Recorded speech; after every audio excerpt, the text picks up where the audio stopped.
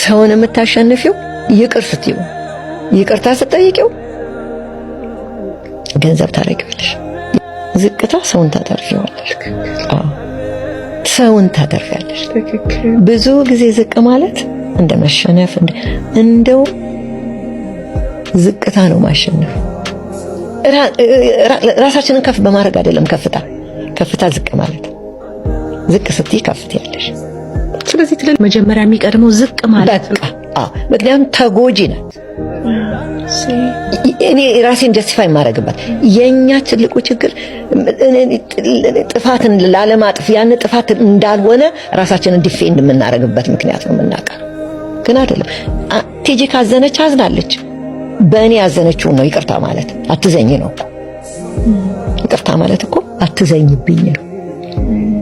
ይቅርታ ማለት አትዘኝ ነው። በቃ አትዘኝብኝ ነው።